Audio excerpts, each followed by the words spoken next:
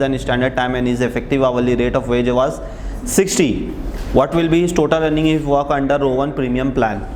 नहीं बना ये, बना लेकिन आंसर नहीं आया। अच्छा ठीक है, देख लेते हैं।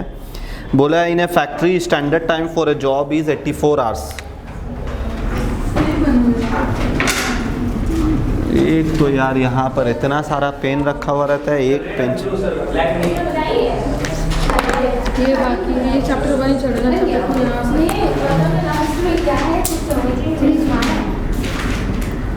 टाइम अलाउड हम लोग कितना किए थे? 84 आवर्स। टाइम टेकन नहीं दिया। ठीक है, बोला है the hourly rate of the ways is 50। Hourly rate कितना है? 50 है। Halsey premium plan in operation at the factory and Jayanta worker completed job at less than standard time में किया है and his effective hourly rate of wage was 60।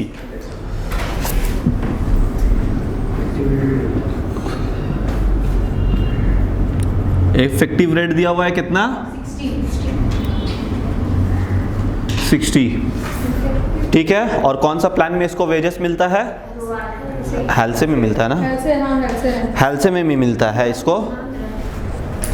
तो पूछ रहा है कि अगर रोवन में होता तो इसका टोटल अर्निंग क्या होता? What will be his total earning if you work under Rowan premium plan? अगर रोवन प्रीमियम प्लान में यह काम करता तो इसका टोटल अर्निंग क्या होता?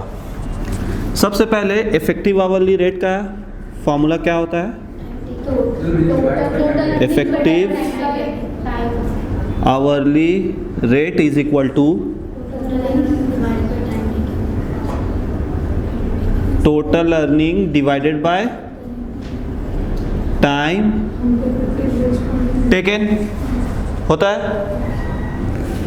इफेक्टिव आवरली रेट दिया हुआ है हमको 60 is equal to total earning divide by time taken, या फिर बोल सकते हैं हम लोग कि 60 time taken is equal to total earning. बोल सकते हैं कि नहीं? होगा। Again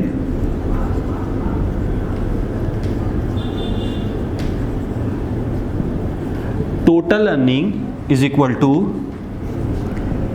time taken into rate plus 50% of time save into rate.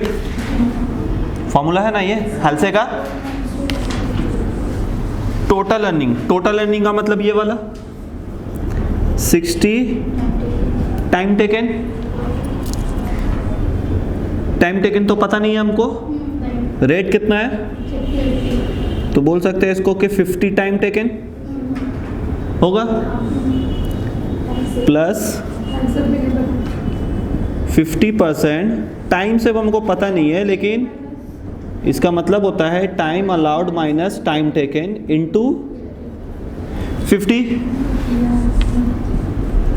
अच्छा, ये 50 टाइम टेकन को इस तरफ ला सकते हैं तो माइनस हो जाएगा, तो कितना बचेगा? 10 time taken is equal to 48 तो पुट कर सकते हैं। हाँ करेंगे तो अभी टाइम अलाउड यानी क्या कितना घंटा दिए थे हम लोग? 84 माइनस टाइम टेकन इनटू 50, या फिर 10 time taken is equal to 50%। 84 into 50 कितना हो रहा? 4200। 4200 माइनस 50 टाइम टेकन, या फिर 10 time taken is equal to 50% से इसको मल्टीप्लाई करेंगे तो कितना हो गया ये? 2100 माइनस 25 टाइम टेकन।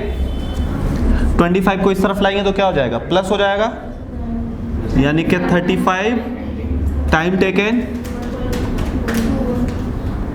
या फिर time taken is equal to कितना आ रहा है? 60। ठीक है, therefore time saved is equal to 24। ये छोड़ दीजिए सर अब। बन जाएगा ना? हाँ सर, तो क्या प्रॉब्लम क्या था? इजी था तो यही तो नहीं हो रहा है ये वाला। तो एक्स मान लेता टाइम टेकन को। हाँ सर, एक मान कर हाँ, तो हम सर इक्वेशन का इस तरह से नाम ऐसे बोल रहे हैं तो डाइट total earning equal to support कर ऐसे तो total earning is equal to X into 50। हाँ, सर वहाँ पर दोनों तो यहाँ पर थोड़े ना टाइम देखो ये मैंने ये वाला ना, हाँ वो वाला ये वाला नहीं किया बोला होगा। नहीं किया सर। तो ये तो यहाँ पर जैसा था वैसा ही रह जाएगा, तो वैल्यू कैसे निकलेगा? वैल्यू तो निकलेगा ही नहीं फिर एक्स का वैल्यू। 10 का होना। तो 15 नंबर का रहेगा। 50 सर, एक सेकंड मिटाइएगा नहीं सर, उतारे नहीं है। कितना नंबर? उसका टाइम चले गया। ऐसे मत करिए, करा दीजिए सर। इसे तो बंदा करना।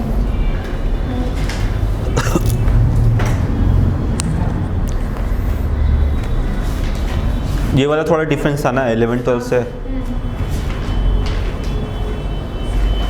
अब सब एकदम 11-12 का तरह थोड़ी ना आएगा। सेकंड सेमेस्टर में है सर, नहीं आएगा। वही चीज़ थोड़ा ट्रिकी रहता है। हाँ, रहेगा वही चीज़, थोड़ा सा तो बुद्धि लगाना पड़ेगा।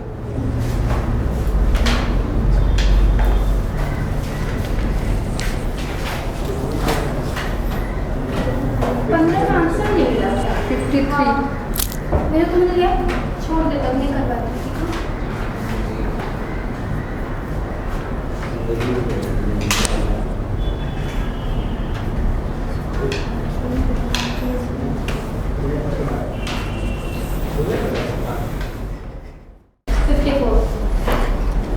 A work 10 hours for job 20 and 15 hours for job 30 including 5 hours overtime in job 30। Sir धीरे धीरे पढ़िए ना। धीरे धीरे तो पढ़ लें। 63 हम लोग का। A work 10 hours for job 20 and 15 hours for job 30 including 5 hours overtime in job 30। 10 घंटा जॉब नंबर 20 में, जॉब 20 मीन्स जॉब नंबर 20 में 10 घंटा काम करता है और 15 घंटा जॉब नंबर 30 में काम करता है, लेकिन वो जो 15 घंटा है उसमें से 5 घंटा ओवर टाइम है। B work 15 hours in job 20 and 25 hours in job 30। 20 घंटा और 25 घंटा काम किया। He was also paid for 5 hours of idle time due to machine breakdown। उसको 5 घंटा एक्स्ट्रा पैसा मिलेगा किस चीज़ के लिए? आइडल टाइम था, मशीन ख़राब हो गया था, उस वक्त वो बैठा हुआ था, उसका पैसा मिलेगा। Hourly wage rate of A and B are 50 पैसे एंड 60 पैसे रेस्पेक्टिवली, दोनों का 50 पैसा और 60 पैसा है। Calculate total wages and show how the total amount shall be treated in cost account. Overtime is paid at double than the usual rate. Overtime had to be paid for urgency of job 30। Total wages निकालना है हम लोगों को, ठीक है। Over time का बोला है क्या रेट है? At double the usual rate. Usual rate जो होगा उसका डबल मिलेगा। टोटल वेजेस हम लोग कैलकुलेट है, टोटल वेजेस हम लोग निकालना है। 42। सबसे पहले ए का लेते हैं हम लोग।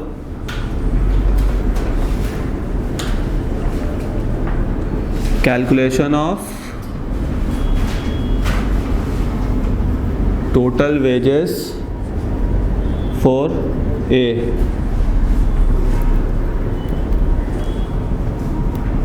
जॉब 20 में ये कितना काम किया?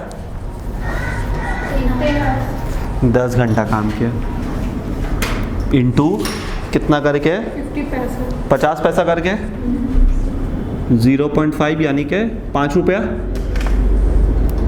जॉब 30 कितना घंटा काम किया? 15 घंटा काम किया, लेकिन 5 घंटा उसमें से ओवर टाइम था, यानी कि 10 घंटा इंटू 0.5 प्लस 5 इंटू 0.5 इंटू 2। तो क्यों हुआ सर? डबल रेट मिलेगा ओवर टाइम का। सर राइट सर ऐसा कर सकते हैं सर, 0.5 से 1 कर दिया सर। हाँ, एक ही बात है। कितना हो रही है? 10 रुपये ना, 10 रुपये हुआ तो टोटल वेजेस कितना हो गया?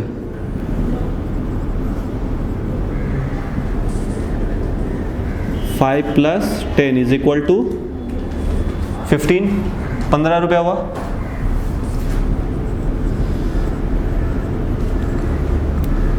कैलकुलेशन ऑफ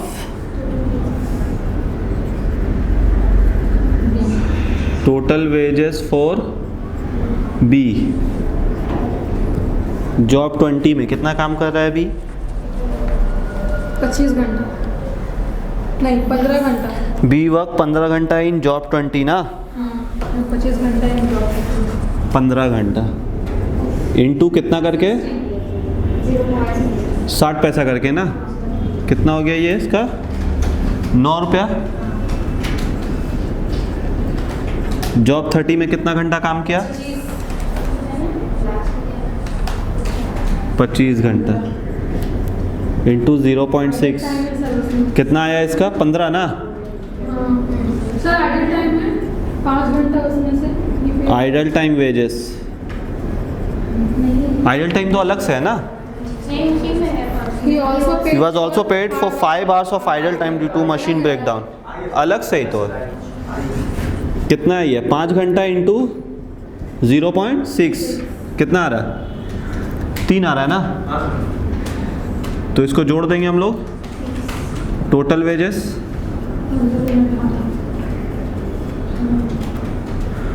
वेजेस हो गया इसका 9 + 15 + 3 15 9 24 3 27 आ रहा है ना। ठीक है, तो टोटल वेजेस कितना हो जाएगा? टोटल वेजेस ए का 15 और इसका 27 42। कितना आंसर?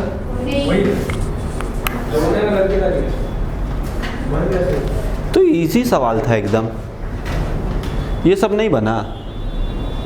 क्या था इसमें? कैलकुलेशन।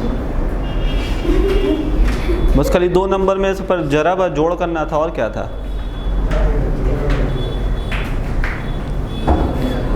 क्वेश्चन देकर थोड़ी ना करते हैं। ऐसा लिखा है। सबसे बड़ा चीज़ है क्वेश्चन पढ़ के समझना। जो लोग नहीं समझते। तुम लोग यही चीज़ नहीं करती हो। क्या बोल रहा है? कुछ समझ नहीं रहा सुन रहे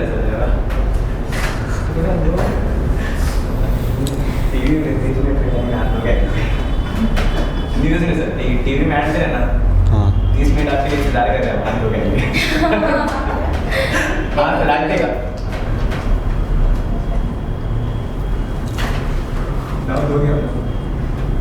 घर में बैठा हुआ अचानक से आदमी जाके हाथ धो गया। घर में क्या कर दिया भाई वो? हाँ सर, टीवी में ऐड देगा सर। 20 सेकंड के लिए आपके लिए देख।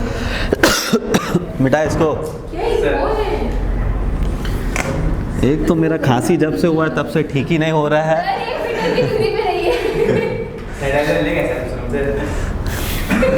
अरे खांसी है, सैनिटाइजर से क्या होगा?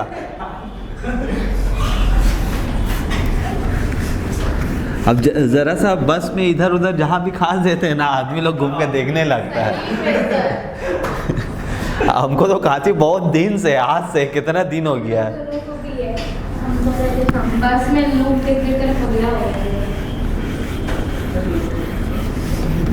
खांस खा दे बेचारे, सबसे बड़ा उल्लू उससे बड़ा है जो छींक देखो अभी। क्योंकि खांसना तो फिर भी कंट्रोल से हो जाता है। हाँ, छींकने का जो है जितना भी आदमी कोशिश कर रहे हैं, लेकिन वो तो कंट्रोलेबल चीज़ नहीं है।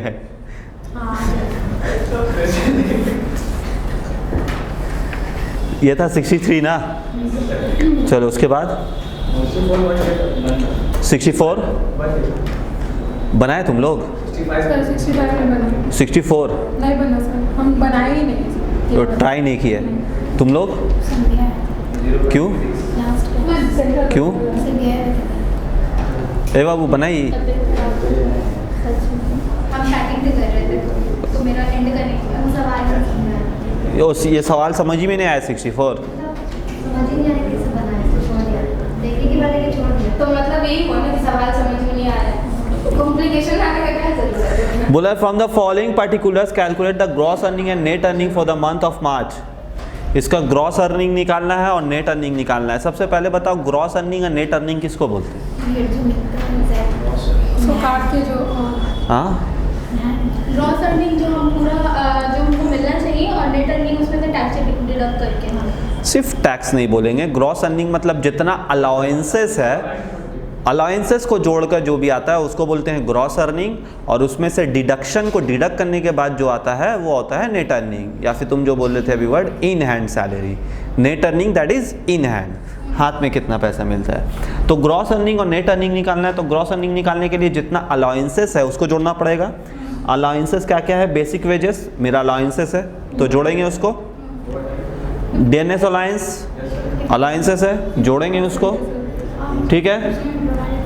Own contribution to provident fund on basic wages, हम लोग प्रोविडेंट फंड में कंट्रीब्यूट कर रहे हैं, तो ये क्या है मेरा? डिडक्ट होगा। डिडक्ट होगा। प्रोविडेंट फंड के लिए मेरा पैसा कट। प्रोविडेंट फंड सुने हो कि नहीं वर्ड? हाँ, क्या होता है प्रोविडेंट फंड? हाँ, तुम लोग कॉमर्स में हो ना। प्रोविडेंट फंड का मतलब क्या होता है? क्या अभी गूगल करके नहीं, बस मीनिंग देखते हैं। क्या? इसे बोला उसे इस बात बोल रहे इकोनॉमिक अप डाउन्स के लिए जो फंड बनाया जाता है, हाँ, उसी में प्रोविडेंट फंड जनरली क्या होता है? प्रोविडेंट फंड के लिए इसको मेंटेन करने के लिए एक एक्ट है जिसका नाम है payment of provident fund act, ठीक है।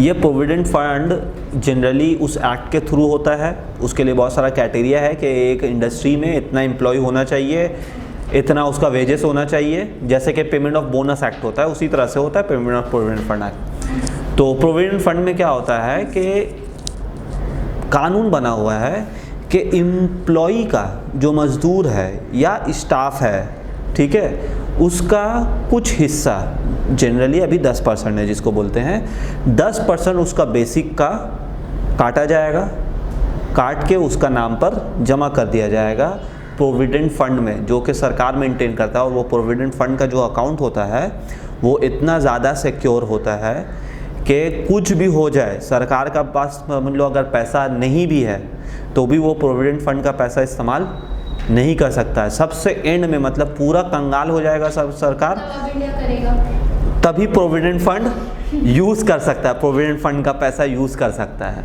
तो इसलिए इसको एकदम सिक्योर मतलब एम्प्लॉय लोगों के लिए वेलफेयर के लिए बनाया गया है। दूसरा इसमें इंपॉर्टेंट क्या होता है कि जो एम्प्लॉय का पैसा काट के उसी का नाम पर जमा हो रहा है, एक्ट में ये भी लिखा है कि जितना पैसा एम्प्लॉय का कटेगा ठीक उतना ही पैसा जो कंपनी का मालिक है उसको उसका नाम से जमा करना पड़ेगा। मतलब तुम्हारा सैलरी से 10 रुपया कटा, कंपनी भी 10 रुपया मिलाएगा, तुम्हारे नाम में 20 रुपया जमा होगा। सर बाद में पैसा मिल सकता है? हाँ, मिल जाता है। उसके लिए भी कंडीशंस है, एटलीस्ट 6 मंथ 6 महीना काम करना पड़ेगा, फिर working number of working days है, बहुत सारा कैलकुलेशंस है, ठीक है। उस कैलकुलेशन को देखने के बाद employ at the time of superannuation. अब सुपर एन्युएशन क्या होता है? सुपर एन्युएशन बोलते हैं, सबसे पहला तो कॉमन टर्म है सुपर एन्युएशन के लिए रिटायरमेंट। जब रिटायर होगा तब उसके हाथ में एक लम सम अमाउंट मिलता है। सुने हो ना, रिटायर हुआ उसको 20 लाख मिला, 25 लाख मिला। तो किसका पैसा होता है? उसमें बहुत सारा पैसा होता है, लेकिन सबसे बड़ा जो चंक होता है वो प्रोविडेंट फंड का होता है। एक चीज़ हुआ। दूसरा होता है डेथ। रिटायर होने से पहले ही अगर स्टाफ मर गया तो उसका जो प्रोविडेंट फंड का पैसा है, उसका जो लीगल हेयर होगा, ठीक है, जो नॉमिनी होगा उसको मिल जाएगा, तो उसके लिए हेल्प होगा। तीसरा चीज़ होता है सुपर एन्युएशन का मतलब वो अगर रिज़ाइन कर देता है, अभी जैसे होता है जनरली प्राइवेट कंपनी में लोग एक जगह से दूसरी जगह चले जाते हैं ना, तो वो प्रोविडेंट फंड में जब कंपनी में जब रिटायर कर जाता है, रिज़ाइन कर देता है, तब उसका प्रोविडेंट फंड का पैसा उसको मिल जाता है। कंपनी नहीं देता है एक्चुअल में, ये प्रोविडेंट फंड का पैसा तो सरकार के पास रहता है, तो प्रोविडेंट फंड के लिए वहाँ सॉल्ट लेक में ही, ठीक है, करुणामयी के पास एक डिपार्टमेंट है गवर्नमेंट का, वहाँ पर जाके उसको अप्लाई करके वो पैसा लेना पड़ेगा। मतलब ये पैसा एटलीस्ट में मतलब कंपनी भी नहीं रख सकता है, क्योंकि कंपनी का खा गया तो उसको एक प्रोविडेंट फंड में जमा करना पड़ेगा। ये तो हो गया जो लोग काम करता है। जो लोग काम नहीं करता है वो लोग भी प्रोविडेंट फंड कर सकता है, जिसको बोलते हैं public provident fund. Public provident fund काम करना इन द सेंस, काम करना नहीं बोलते, जो लोग नौकरी कर रहा है उन लोगों का तो सैलरी के थ्रू हो जा रहा है। जो लोग नौकरी नहीं करता है वो लोग भी पब्लिक प्रोविडेंट फंड का अकाउंट खोल सकता है।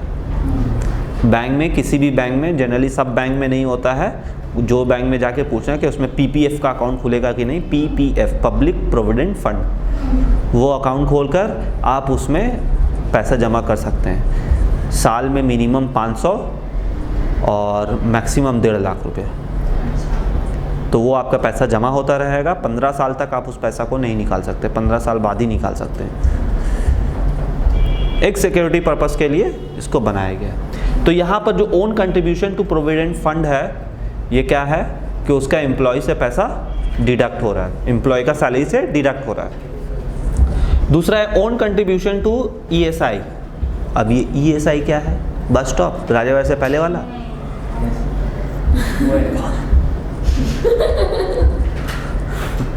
क्या है ये ईएसआई?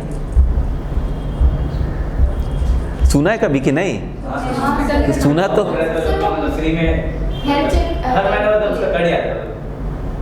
हाँ, जस्ट लाइक अभी जैसे नया टर्म आया है मेडिक्लेम, ठीक है। तो मेडिक्लेम से पहले क्या था कि मेडिक्लेम तो अभी उतना आम नहीं था पहले। तो पहले लोग क्या करता था, मतलब एम्प्लॉय का पैसा से ईएसआई कटता था, जिसको बोलते हैं employee state insurance, employees state insurance, ठीक है। तो उसके तहत क्या होता था, वो पैसा डिडक्ट करके ये ईएसआई वाला ही कुछ हॉस्पिटल मेंटेन करता है। तो जिसका ईएसआई का पैसा डिडक्ट होता है वो एम्प्लॉय उसी ईएसआई हॉस्पिटल में किसी भी ब्रांच में जाकर, वो उसी स्कीम के अंडर में है। ये वाला ईएसआई कांकुरगाछी में जो है, ठीक है, बागवानी कब्रिस्तान के आगे में जो है उल्टा डांगा जाते वक्त, वो ईएसआई, ये सब उसी स्कीम के अंडर में आता है, ठीक है। ये जनरली जो है बहुत सारा गवर्नमेंट कंपनी में भी होता था, प्राइवेट कंपनी में भी होता था। लोगों का सैलरी से इस तरह से पैसा कट जाता था और उसका और उसके फैमिली मेम्बर्स का इलाज जो है इस हॉस्पिटल में फ्री में होता है, ठीक है। तो इसका भी पैसा यहाँ पर कट रहा है। अभी क्या हो गया है कि अभी ये ईएसआई नहीं कटता, अभी मेडिक्लेम का पैसा कटता है महीना में। तो ये भी एक तरह का क्या है, डिडक्शन है। ओवर टाइम कितना है? 10 घंटा। The normal working hours for the month of March is 2000 hours. पूरा मार्च में कितना घंटा काम हुआ है? 2000 घंटा, ठीक है। Over time is paid at the double rate of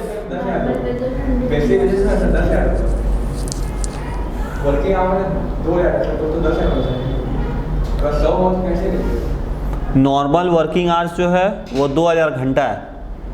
हाँ सर, बेसिक वेजेस बोले सर, नहीं कंट्रोल 100 रुपये लिखा होगा, वो एक बार ऐड करना। 100 रुपया होगा तो 2000 घंटा कितना हो गया? 2 लाख हो गया ना। बेसिक वेजेस पर डे दिया हुआ होगा। अच्छा, नीचे में ओवर टाइम 10 घंटा लिखा हुआ ना, वही बोल रहे हो तो ऊपर वाला बेसिक वेजेस तो दिया हुआ 100 रुपया, हाँ 100 रुपये नहीं, 10 क्या 10,000 10,000 कनेक्शन क्या है? हो सकता है मे बी, मतलब उसमें वो घंटा इंक्लूड नहीं करना है, वो 10,000 ऑलरेडी मल्टीप्लाई किया हुआ है। अच्छा,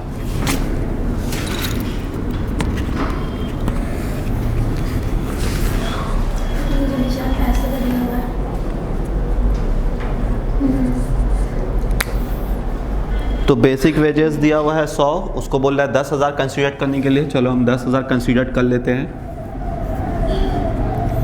हमको कैलकुलेट इसमें क्या करना है, ग्रॉस अर्निंग और नेट अर्निंग ना। Calculation of gross earning and net earning. सबसे पहले बेसिक वेजेस, बेसिक वेजेस हो गया 10,000, ऐड होगा इसमें डीए है ना, कितना है DA? 50%। 50%, यानी कि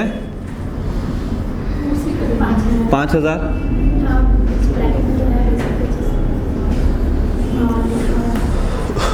नहीं उसमें सर डीए उसमें नहीं निकलेगा बेसिक किस पे निकलेगा? डीए जो निकलेगा सर उसका ओवर टाइम ऐड होके निकलेगा सर बेसिक इसमें बोला है ओन कंट्रीब्यूशन में बोला है सब। DNS अलायंस तो जनरली बेसिक का ऊपर ही होता है, ओवर टाइम का ऊपर नहीं होता है। प्लस ऐड करके दिया निकाला पीछे का आंसर मिला रहा है, मिला दिया आंसर। DA लेकिन ओवर टाइम के ऊपर नहीं मिलता है जनरली, ठीक है। DNS अलायंस जो है वो बेसिक और ओवर टाइम दोनों को ऐड करके उसमें निकाला ये लोग उस पर निकाला है, लेकिन होता नहीं है ऐसा। होता ही है सर, यही है। बेसिक पे निकाल क्वेश्चन पेपर में आंसर नहीं लिखा होगा। जो बेसिक वेजेस रहेगा उसी के ऊपर जनरली DA निकलता है। ओवर टाइम वेजेस नहीं 8%। तो 10,000 था, डिवाइडेड बाय कितना घंटा काम हुआ था? 2,000 ना। 2,000 इंटू ओवर टाइम कितना घंटा काम किया? 10 घंटा इंटू 10 इंटू 2 कितना आ रहा है? 100।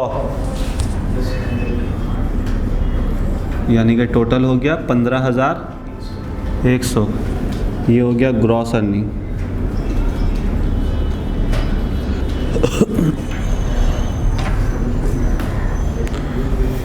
उसके बाद इससे लेस करेंगे हम लोग कंट्रीब्यूशन टू प्रोविडेंट फंड। कितना है प्रोविडेंट फंड में, कितना कंट्रीब्यूट कर रहे हैं?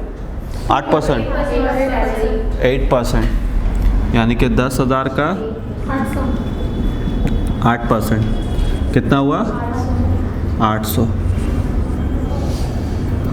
कंट्रीब्यूशन टू ESI 10,000 का 2%, 200। और कुछ है? नहीं है, माइनस कर दो इससे। 14,100।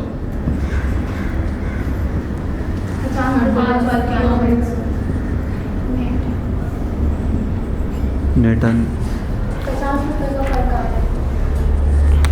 वही 100 रुपये का वजह से, मतलब DA 100 का 50%, 50 रुपये उसको।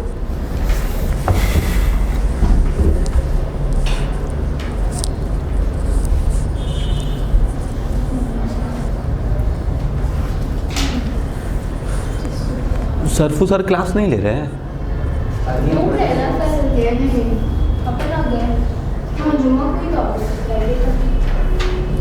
सर को क्लास लेने मत देना, बोलने एक बार आईडी में चेकअप करा के आइए आप, बाहर से आए हैं आप। Yes sir. अरे बाहर से आए हैं, एक बार चेकअप करा के एकदम बोल दीजिएगा तो ज़्यादा अच्छा होगा। आने दो ना, उसके बाद तो बोलेंगे। मुझे कहीं मिनट पे दूरी रह के बात हाँ जा भाई, पहले प्लास्टिक पहन के चेकअप करा के आ। ऐसा टाइम में कोई जाता है बाहर?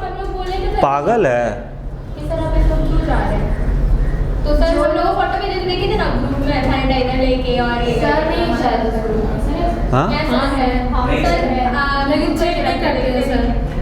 सलमान सब लेके उनका जाता सैनिटाइजर रेडी टू बैक। और हाँ एक्स्ट्रा पैसे पे किए थे विंडो सीट के लिए। बड्डी लोग बड्डी बातें। ऐसे ही तो बोलने से दे देते हैं पैसा। हम तो आज तक अपना पैसा से फ्लाइट में नहीं बैठे। हाँ कंपनी का पैसा से बैठे, अपना पैसा से नहीं बैठे।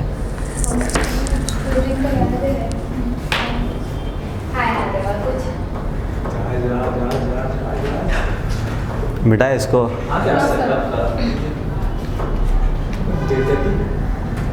करती रहती है सैनिक आदत में। अच्छा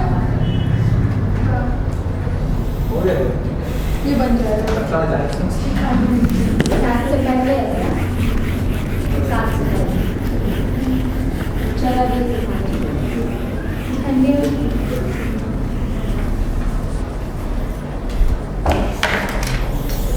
हाँ 64 के बाद क्या था? 65 खत्म। ए बाबा सब सवाल हमसे बनवाओगे तुम लोग। 65 बना कि नहीं? खत्म बोल दिया ये बोले सर, हम बनाने थोड़ी बोले। और क्या था? स्वीट जगह आ गया ना आंसर? तुम बनाया होमवर्क क्या है तुम? सर ये वाला नहीं पिज्जा की बता रहे अच्छा है का हुआ मियां पूछने रहे होंगे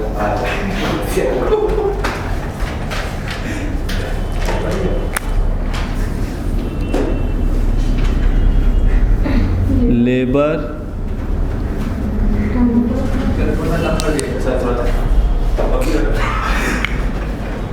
सर यहाँ बैठे अजीब हाल है लेकिन तुम लोगों का। अभी बोल रहा था गर्मी लग रहा है, गर्मी लग रहा है।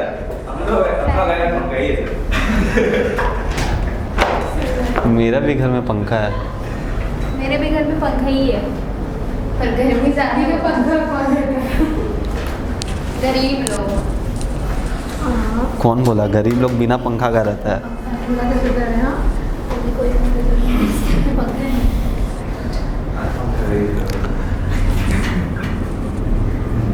Labour turnover rate. Labour turnover rate भी जो है वो मैनेजमेंट के काम में आता है। क्या काम में आता है? ये कैलकुलेट करने के लिए कि कितना लेबर मेरा जा रहा है, कितना लेबर आ रहा है। तो फ्यूचर का हम लोग प्लानिंग कर सकते हैं कि फ्यूचर में हम लोगों को कितना रिक्रूटमेंट करना है।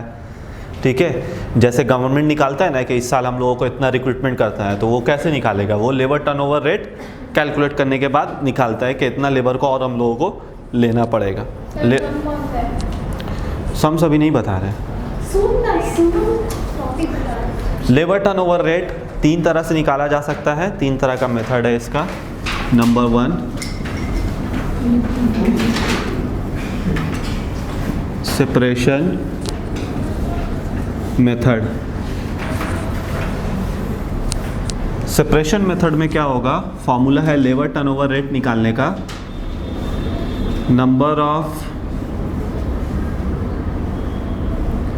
एम्प्लॉई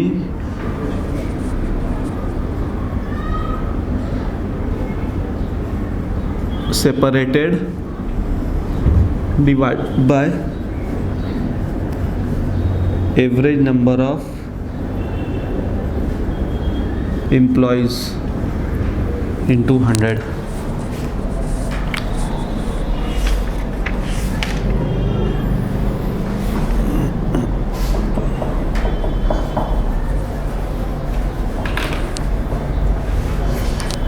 ठीक है। Number of employees separated. Number of employees separated का मतलब हो रहा है कि कितना एम्प्लॉई कंपनी से सेपरेट हो रहा है। ठीक है, अब वो सेपरेट 2 कारण से भी हो सकता है। या तो कंपनी उसको निकाल दिया या वो खुद से निकल गया। मतलब रिटायर्ड भी हो सकता है, रिज़ाइन भी हो सकता है, दोनों कारण से हो सकता है। सेपरेशन मतलब कंपनी से अलग हो गया, आइदर रिटायर्ड होगा, डेथ भी बोल सकते हैं। ठीक है, सेपरेट हो गया, डेथ, रिटायर्ड या फिर रिज़ाइन कर दिया। नीचे है average number of employees. Average number of employees कैसे होगा? लिख लो, average number of employees is equal to average number of employees is equal to number of employees at the beginning of the year, number of employees at the beginning of the year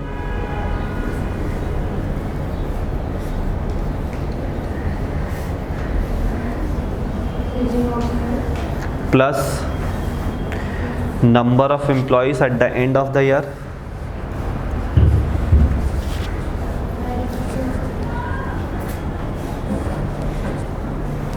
number of employees at the end of the year divided by 2।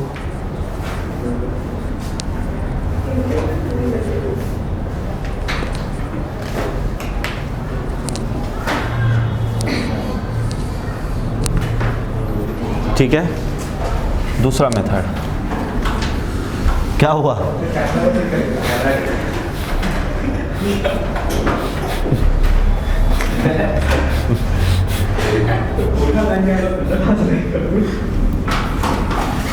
में चल रहा है 25 में तो चला रहे।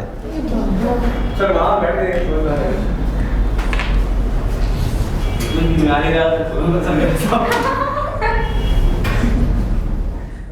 Method है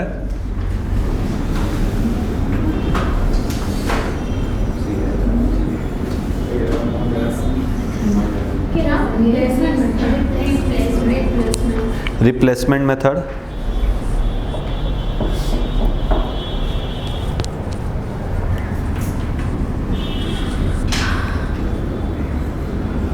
sir बोल के लीजिए सर, दिख रहा नहीं है sir. Number of employees replaced divided by average number of employees into 100.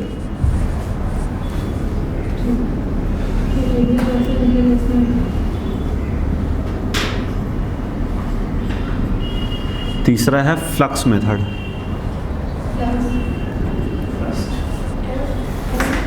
FLUX flux. अरे बाबा लक्स का आगे F लगाना, इतना panchayat.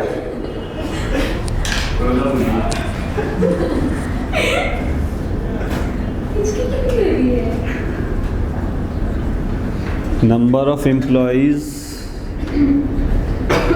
Separated plus number of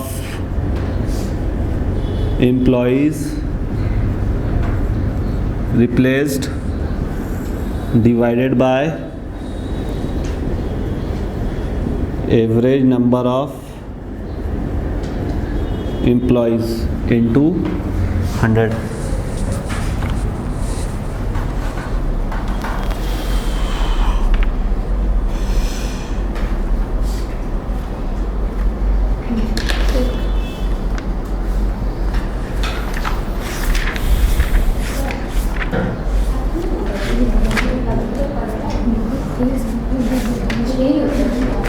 जल्दी हो जाता है।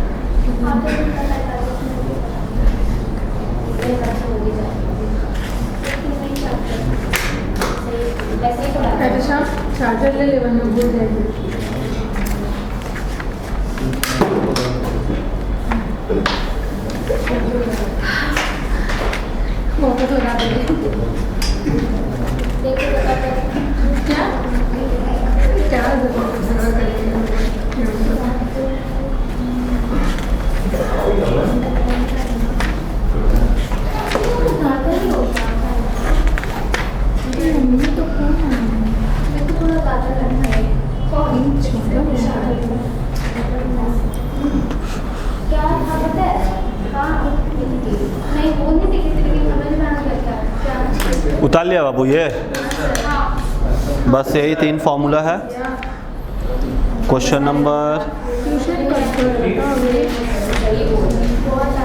67 देखो, question number 67, from the following data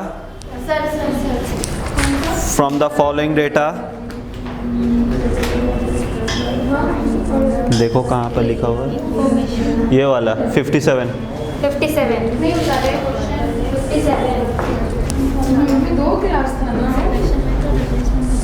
sir. Question number 67 ठीक है, रख रहे हैं। मास्क ले लेंगे, मास्क ले लेंगे। सवाल पढ़ लिए। From the following data, calculate the labor turnover rate by applying separation method, replacement method and flux method. Number of workers on the payroll at the beginning of the year and at the end of the year. तो इससे average number of workers निकलेगा। During the year 20 workers left, 80 workers were discharge. साल के दौरान 20 worker छोड़ के चला गया, 80 वर्कर को निकाल दिया गया, रिटायर्ड भी हो सकता है। 300 वर्कर्स वर रिक्रूटेड, 300 वर्कर नया रिक्रूट हुआ, यानी कि आया, ज्वाइन किया। Of these 50 workers are recruited in the vacancies of those left. 300 में से 50 ऐसे वर्कर है जिनको लाया गया है, जो लोग छोड़ के गए थे उनकी जगह पर लाया गया, रिप्लेस किया गया।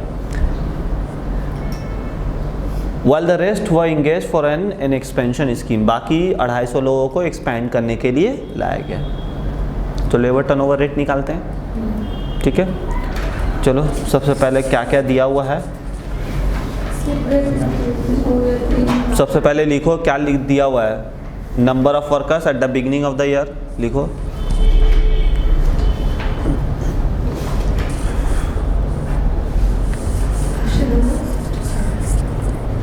Number of workers at the beginning of the year कितना है?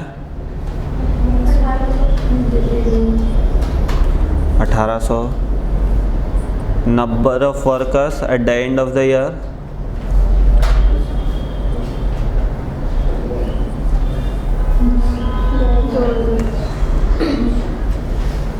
कितना है? 2000। ठीक है, उसके बाद लिखियो number of workers separated. Number of workers separated कितना सेपरेट हुआ? 20 + 80। सर ब्लैक अंदर ही लिखे हैं। क्या चीज़? वहीं पर लिखो ना, 20 + 80 कितना हुआ? 100। ठीक है, उसके बाद लिखो number of workers replaced. Number of workers replaced 20 कितना रिप्लेस हुआ? 50 लिखो। 50 20 ने 50 वर्कर ना रिप्लेस हुआ है सिर्फ, तो लिखो 50। उसके बाद लिखो average number of workers. Sir वो रिक्रूटेड वाला नहीं लिखना है। नहीं, उसको नहीं, उसका कोई काम ही नहीं है हम लोगों का। Average number of workers is equal to, formula बैठाओ, पुट करो, निकालो। कितना होगा average number of workers? 1800 plus 2000 divide by 2 कितना आया? 1900। चलो उसके बाद लिखो calculation of labour turnover rate. Calculation of labour turnover rate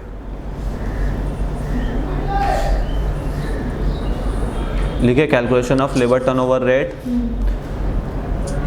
ए दे के देखो, स्मॉल में ए दिया हुआ है ना, ए सेपरेशन मेथड।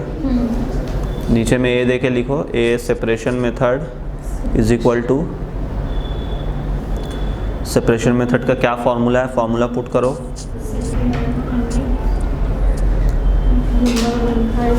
क्या है formula? Number of workers separated divided by average number of employees into 100।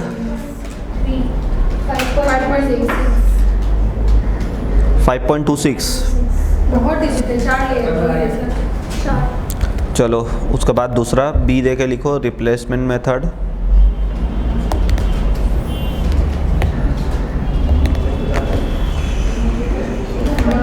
Replaced 50 2.63 divided by 5000 divided by 2.63।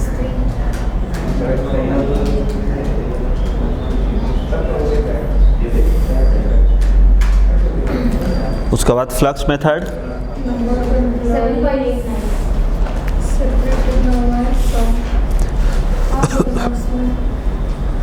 Easy एकदम।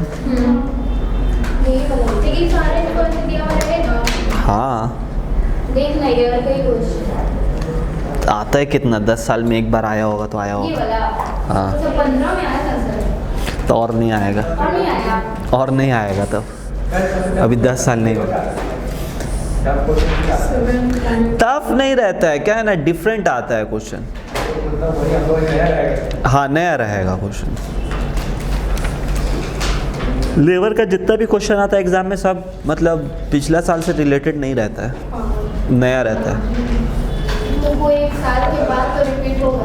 नहीं होता है रिपीट। एक आध क्वेश्चन हो गया तो हो गया, जिसका नसीब बहुत अच्छा है। लेबर का केस में उल्टा है, बाकी दूसरा चैप्टर में क्या है, जिसका नसीब खराब रहेगा तो। कितना नंबर है? 1 मिनट नहीं होंगे सर, नहीं छोड़ दो तब। जो है इसीलिए मैंने बात